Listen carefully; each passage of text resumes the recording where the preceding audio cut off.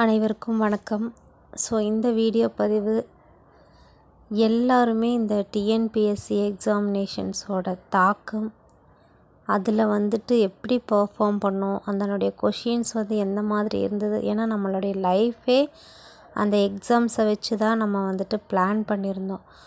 அந்த எக்ஸாம்ஸில் இந்த மாதிரி ஒரு துரோகம்னே சொல்லலாம். இந்த மாதிரி ஒரு விஷயம் நமக்கு நடக்கும்போது அதனுடைய வெளிப்பாடு தான் எல்லாருமே அவங்களுடைய மனசில் இருக்கக்கூடிய கஷ்டங்களை துன்பங்களையும் ஷேர் பண்ணி தான் வீடியோ பதிவாக போட்டுட்ருக்காங்க.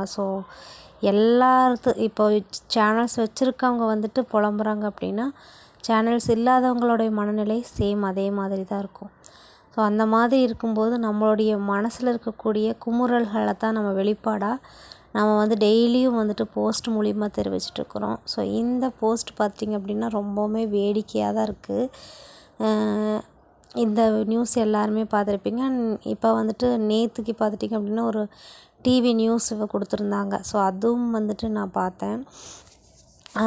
கீ சேலஞ்சுனால் ஃபஸ்ட்டு என்ன அப்படிங்கிறத தெரிஞ்சுக்கோங்க. கீ சேலஞ்ச் அப்படிங்கிறது நம்ம புத்தகத்திலேருந்து ஏதாவது மாறுதலாக கொஷின் கேட்டிருந்தாலோ, இல்லை தவறுதலாக இயரை மாற்றி கேட்டிருந்தாலோ, இந்த புக்கில் கண்டென்ட் சேம் இதே இடத்துல இருக்குது, அங்கே கொஷின் பேப்பரில் ராங்காக இருக்குது.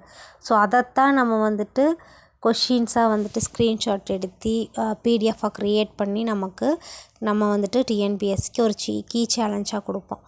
அதையே இவர் பில்டப் பண்ணி என்ன கொடுத்துருக்காங்க, பாடத்திட்டத்திற்கு வெளியே இருந்து எடுக்கப்பட்டதுன்னு நினைக்கிறீர்களோ அதை ஸ்க்ரீன்ஷாட் எடுத்து ஷேர் பண்ணுங்கள் அப்படின்னு சொல்லிட்டு தெளிவாக நம்ம புக்கில் இருக்கக்கூடிய கொஷின்ஸை தான் எடுத்து சென்ட் பண்ணுவோம். பாடத்திட்டத்திற்கு வெளியே இருந்து எடுக்கப்பட்டதுன்னு எப்படி நம்ம ஷேர் பண்ண முடியும்? அங்கேயே ஒரு க்ளோஸ்அப் வச்சுட்டாங்க. அடுத்து பார்த்துட்டிங்க அப்படின்னா, டிஎன்பிஎஸ்சி நிறைய ஆஸ்பிரண்ட்ஸ் நல்ல எஜுகேட்டடான டபுள் டிகிரி ட்ரிபிள் டிகிரி வாங்கினவங்க தான் அப்ளை பண்ணுறாங்க.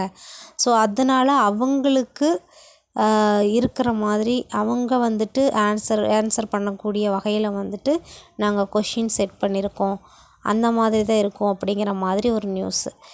இதெல்லாம் நீ முன்னாடியே கொடுத்துருந்தீங்கன்னா, ஏன் சிலபஸ் சேஞ்ச் பண்ணும்போது அந்த சிலபஸுக்கு உண்டான எக்ஸாம்பிள்ஸ் அப்படிங்கும்போது புக்கில் இருக்கிற எக்ஸாம்பிள்ஸையே கொடுக்கணும்.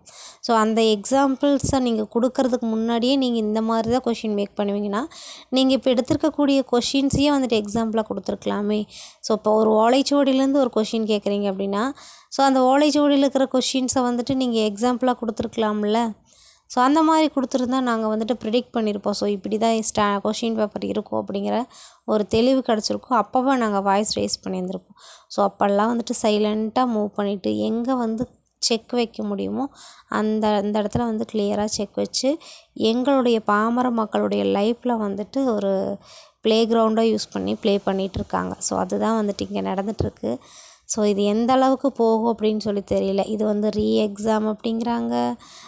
சிலபஸ் சேஞ்ச் பண்ணணும். நம்ம பழைய சிலபஸ் வேணும் அப்படின்னு எதுக்கெல்லாமே டெய்லியும் வாய்ஸ் அவுட் பண்ணிகிட்டே இருக்க முடியுமா? இதுக்கெல்லாம் என்ன தீர்வுகளாக இருக்க போகுதுன்னு தெரில. பட் எப்படியும் நமக்கு 1 இயர் இந்த ஒரு எக்ஸாம்பிளாக நம்மளுடைய லைஃப் போயிருச்சு. இது நினச்சாலும் நம்ம அடுத்த எக்ஸாம்பிள் தான் மாற்ற முடியும்.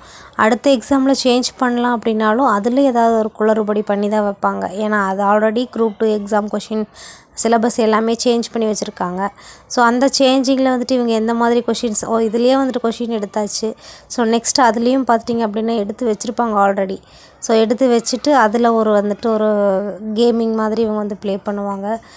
இந்த மாதிரி அடுத்தடுத்து பண்ணிகிட்டே தான் இருப்பாங்க. ஸ்டாண்டர்டாக நம்ம இப்போ தான் நினச்சிட்டு இருந்தோம். மற்ற எக்ஸாம்ஸை தவிர இந்த காம்படிட்டிவ் எக்ஸாம் கரெக்ட் டைமுக்கு கரெக்டான பீரியடில் கரெக்டான நோட்டிஃபிகேஷன்ஸ் ரிசல்ட்டு எல்லாமே கிளியராக கொடுத்துட்ருக்காங்க. பரவாயில்ல. ஒரு ஸ்டாண்டர்டாக போயிட்டுருக்கு. நம்ம நம்பி உட்காரலான்னு சொல்லி உக்காந்தா இதில் எவ்வளோ கரப்ஷன்ஸ் எல்லாம் பண்ண முடியுமோ அது எல்லாமே ட்ரை பண்ணிகிட்ருக்காங்கன்னு நினைக்கிறேன். பார்க்கலாம் எந்த அளவுக்கு தான் கொண்டு போகிறாங்க அப்படின்னு சொல்லிட்டு. பட் நம்மளுடைய வாய்ஸை நம்ம ரைஸ் பண்ணிகிட்டே இருப்போம். எந்த அளவுக்கு அவங்க எடுத்துகிட்டு போகிறாங்களோ அந்த அளவுக்கு எடுத்துகிட்டு போகட்டும். ஏன்னா இந்த மன வலியே யாருனாலையும் இது ஷேர் பண்ணிக்கவும் முடியாது, தீர்த்து வைக்கவும் முடியாதுன்னு தான் நினைக்கிறேன். ஏன்னா அந்த அளவுக்கு நம்ம வலிகளை தாங்கிட்டு இருக்கோம். நிறைய விஷயங்களை நம்ம வந்துட்டு சாக்ரிஃபைஸ் பண்ணி தான் இந்த எக்ஸாம்ஸ்க்கு வந்துட்டு நம்ம வந்திருக்கோம். ஸோ எந்த ஒரு வீட்டு விசேஷத்துக்கு போக முடியாமல், குழந்தைங்களுக்கு பிடிச்ச விஷயங்களை வாங்கி தர முடியாமல், எங்கேயுமே போக முடியாமல், தலை காட்ட முடியாமல், பிடிச்ச விஷயங்களை நமக்கு பிடிச்சதை சாப்பிட முடியாமல், ஸோ ஒவ்வொரு நாளும் ஒவ்வொரு செகண்டும் வந்துட்டு ஒரு டீ காஃபி கூட குடிக்கிறதுக்கு வந்துட்டு பைசா இல்லாமல் குடிக்காமல் இருந்த நாட்கள் இருந்திருக்கு. ஒரு விசேஷத்துக்கு போய் நல்ல சாப்பாடு சாப்பிடாம இருந்த நாட்கள் இருக்குது. வீட்டில் வந்துட்டு நினச்சதை வாங்கி உடுத்த உடை கூட வந்துட்டு நிறைய வெரைட்டியாக ட்ரெஸ்ஸஸ் போடுற காலகட்டத்தில் இப்போ வந்துட்டு நம்ம இது போட்டால் போதும், இது போதும் அப்படின்னு சொல்லிட்டு எல்லா நம்மளுடைய சந்தோஷங்களையும் குறைச்சிட்டு, எல்லா வாழ்வாதாரத்தையும் வந்துட்டு குறைச்சிட்டு, எவ்வளோ வந்துட்டு ரொம்ப கம்மி பண்ண முடியுமோ அந்த அளவுக்கு கம்மி பண்ணி ஒரு பைசாவாக பார்த்து செலவு பண்ணி நம்ம வந்துட்டு இந்த எக்ஸாமினேஷன்ஸ்க்கு வந்து ப்ரிப்பேர் பண்ணிகிட்டு இருந்தோம் எங்கள் லைஃப்பில். ஸோ இது எந்த அளவுக்கு மாறப்போகுதுன்னு தெரியல, பொறுத்திருந்து பார்க்கலாம்.